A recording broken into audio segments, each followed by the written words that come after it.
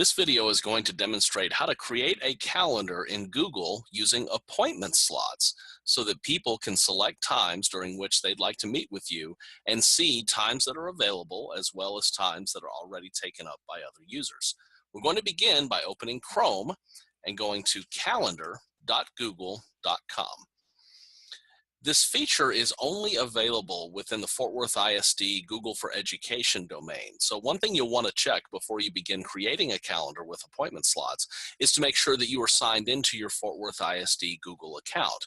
You can check this by coming over to the right side and looking for the icon that represents the account you're using. In this case, Google Chrome defaulted to my professional account, freckletech@gmail.com. So I'll want to switch over to my daniel.bayham@teachers.fwisd.org account. If you're not yet signed in with your Fort Worth ISD account and you don't see it listed underneath the different accounts when you click on your icon, you can come down to the bottom and click Add Account and use firstname.lastname@teachers.fwisd.org as the username, and then your Active Directory password to log into and switch to your Fort Worth ISD account. Once you're in your Fort Worth ISD calendar, you'll notice it has the Fort Worth Independent School District branding up here on the top left. You'll want to create a new calendar to house these appointment slots. You would think going to the Create button would allow you to do that, but the calendar layout's a little different. This Create button is used to make new appointments on the calendars you currently have active. To create a new calendar, come over to the right side, click on the gear, or some call it the fidget spinner icon over here on the right. Drop down to Settings.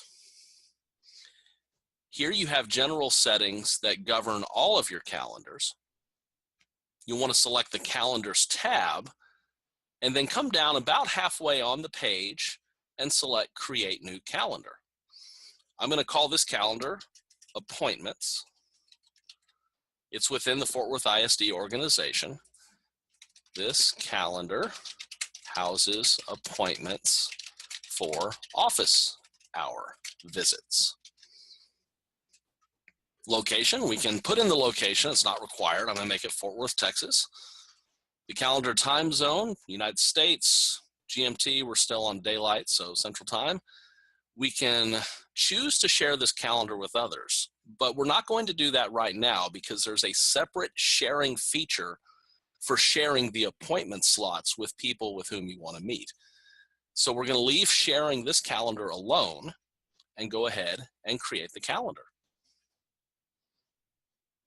Now you'll notice it takes just a second for your screen to refresh over here, but now I finally have appointments. I'm going to make sure that none of my other calendars are displayed so that there's no confusion between the appointments calendar and any other calendar I might be managing. Now that I make sure my appointments calendar appears in my calendars list, I'm going to make sure all my other calendars are turned off and that only the appointments calendar is visible. To create a time period in which I can house appointments, I come over to my calendar. I'm going to start on Monday. I'm going to left click in the space next to 8 a.m. And notice I have a choice to create an event, or over here on the right side, appointment slots. I select appointment slots, and I'm going to call these office hours. And I can edit the details because this time period needs to be lengthened. And it takes me to this screen, which actually contains a lot of the information we're going to need for not only creating the appointment slots, but also sharing available appointment slots with other users. So I have the title Office Hours. I have a time block of today, October 2nd. I'm going to make these office hours from 8 o'clock in the morning until 12 o'clock noon.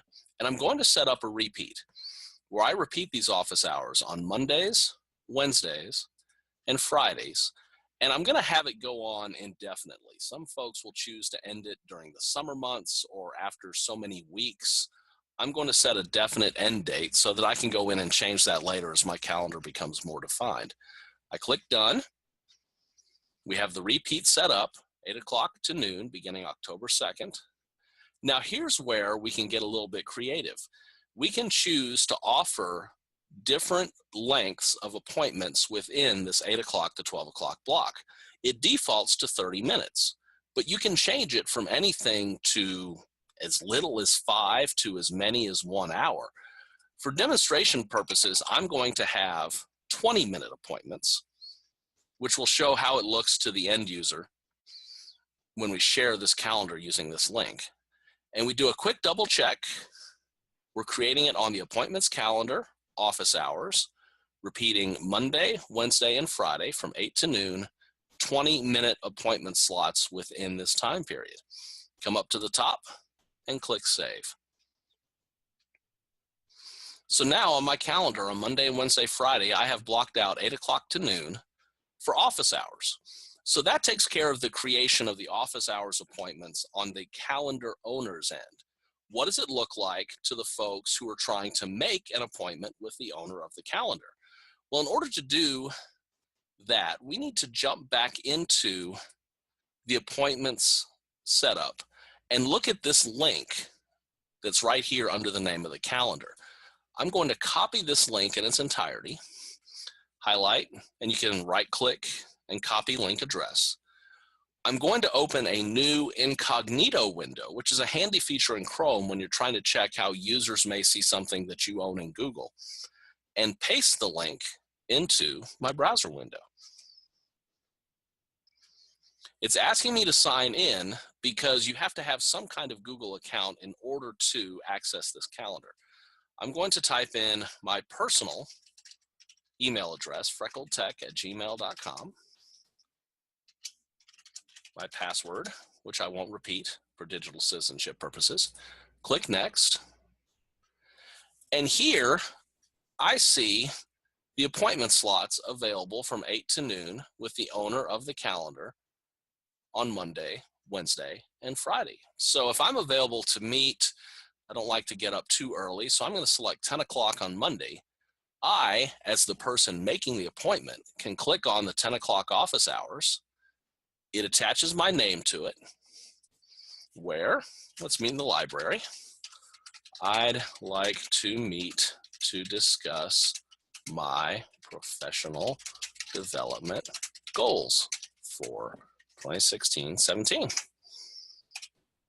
Save. This also translates over to my Google Calendar, or I can stay here. And notice now that in the 10 o'clock to 11 o'clock hour, there's now only 2 slots available. And this is what end users will see as appointments are booked. The office hours will gradually disappear as they're booked up, leaving only the available hours available for somebody to select and put on their calendar. So now in Chrome, I can go back to the Fort Worth ISD calendar. Remember, we're back in the owner's view now, signed in under my Fort Worth ISD account. I can back out. And in just a moment, as I left click and accidentally try to create a new appointment there, in just a moment, I should see a new appointment populate within this space. And sometimes it takes a second. And you might even try refreshing the page as a whole just to see if that helps. And there it is. Down here, I can see that somebody, me playing an end user, has come in. And I can left click there, said, oh, Daniel Bam's booked an appointment. Appointment +1. I can go in and edit the event. And here's the description that I typed in as the end user. And so this allows you to create a block of time in which people can book individual appointments. You can see information about who booked the appointment, all by sharing this link with your end users. So if you have any questions, please feel free to contact me. I hope this helps. I understand it's a lot of information to take in at one time, but I am always available to help you out as you begin to use these features. I see a lot of potential here. I appreciate your time. I look forward to hearing from you.